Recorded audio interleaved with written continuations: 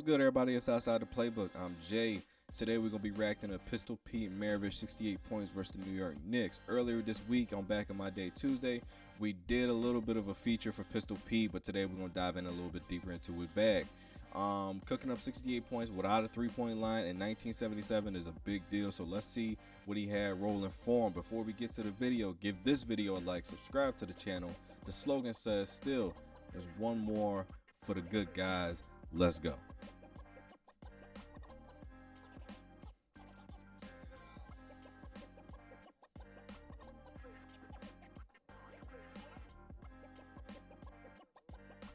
I remember when I was younger, I was about 13, and I was outside practicing ball handling, and my grandfather went in the house, found a VHS of Pistol Pete ball handling and passing drills. Sat down and watched that. I've been a big fan of Pistol Pete ever since then. Like I said, I was 13. I mean, he was playing in the 70s. So, I mean, doesn't really matter what era. If this has anything to do with basketball, I'm going to watch it, learn from it, pick its brain, see what I can add to my game. So, been a big fan of Pistol Pete. Look at this. Pull-up jumpers. Multiple times getting into the lane, getting to his spots. That jump stop in the lane and fade away, that's something we see a lot of guys use in the league today. He hitting shots like this early. It's going to be a long game. Moving without the ball. See that?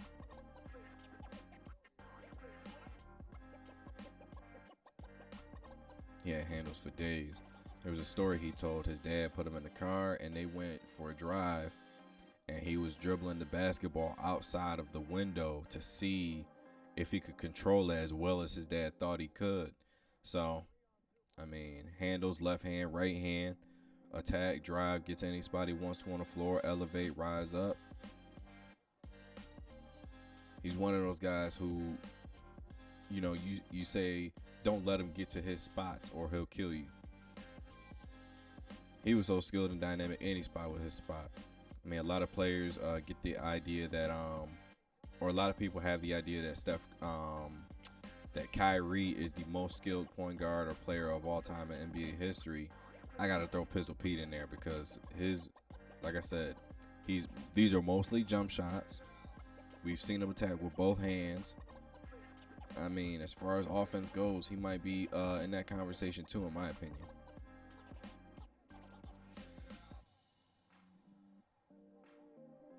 No three-point line. That was probably about a 25-footer, I'll say.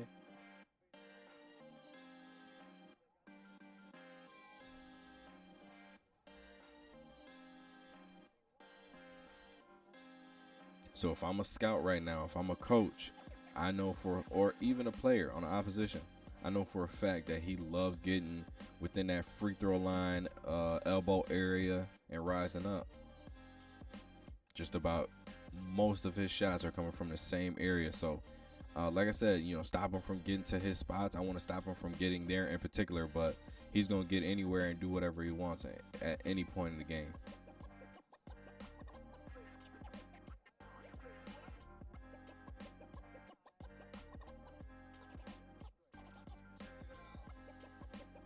Even though he has a role and still playing within the offense.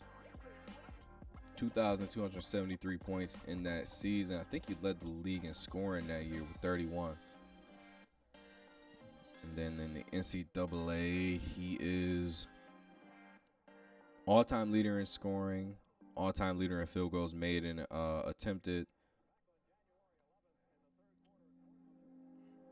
Let me rewind this real quick.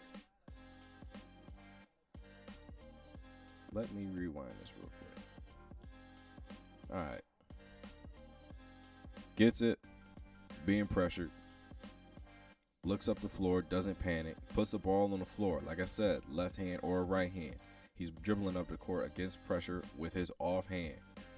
Like I said about his spot, he's going to get there. Rises up. Beautiful.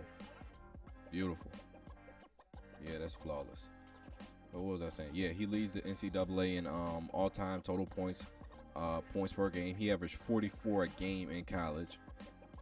Field goals made, field goals attempted, and most 50-point games. He had 28 of them in college.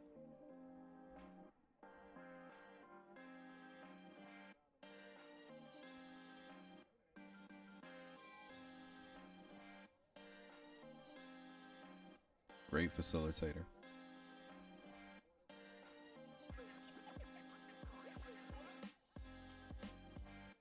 I don't know if y'all can hear him or not, but they said he was out of bounds, and he looked at the ref and said, "Well, how did I get there? He forced me out."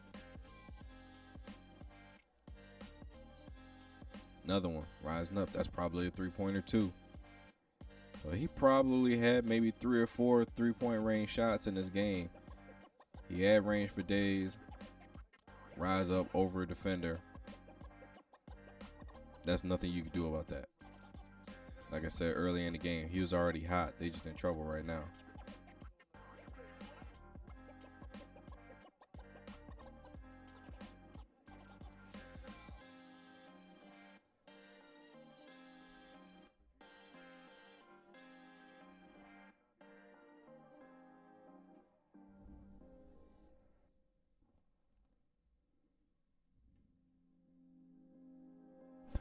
I'm starting to think this is sometimes you gotta question your motives with things, okay? I think I'm really only doing this video to prove that somebody from the 60s, 70s, or 80s could actually play the game of basketball today. All they need is this, skill, know-how, and they'll figure it out. This move right here, let me go back. Okay, he comes up. He attacks with his offhand. He's baiting this guy. Once the double team comes, spins away. Now, this is about mechanics. This is about technique. This is about repetition.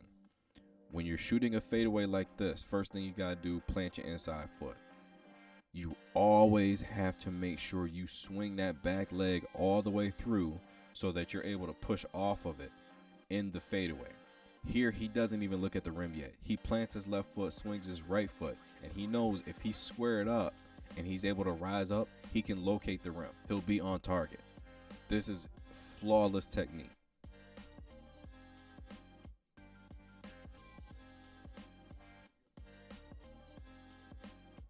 I see Kobe, I see Mike, I see Jason Tatum, Devin Booker, you name it.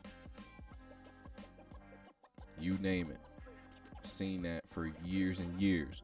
But we're seeing it now. Like I said, this is 1977. Come on, man. Y'all can't possibly believe that somebody like this. You can't believe that somebody like this can't play in today's game. Breaks the press by himself, takes the contact, and one. Get out of here. Get out of here. Like I said, my motives are perfectly clear right now. This is just to prove that somebody from back in the day can. And one. Ref probably still mad because he yelled at him.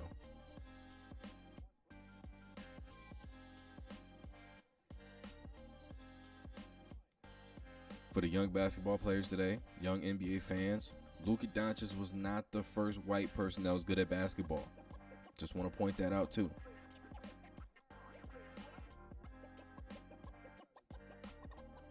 Okay, I was talking so I couldn't address this. He palmed the basketball, 2 dribbles, rose up.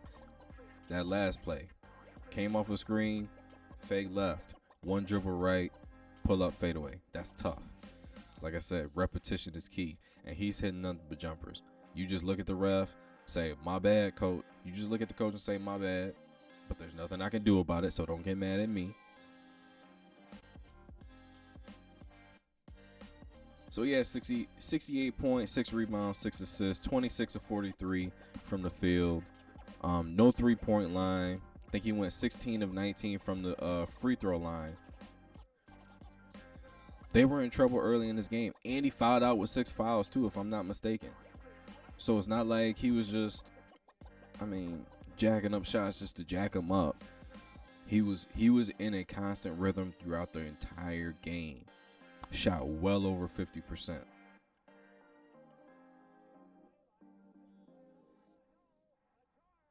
In today's game, that would have been an and one.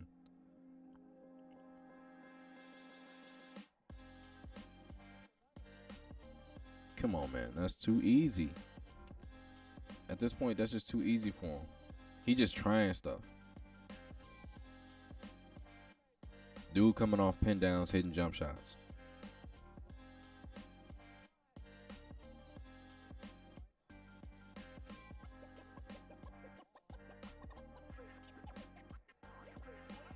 I see anticipation on the defensive end.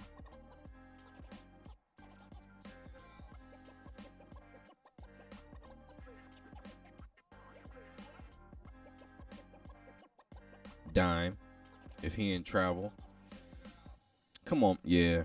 I'll pick up Pistol Pete. I don't care what anybody else say. I have Pistol Pete on my team.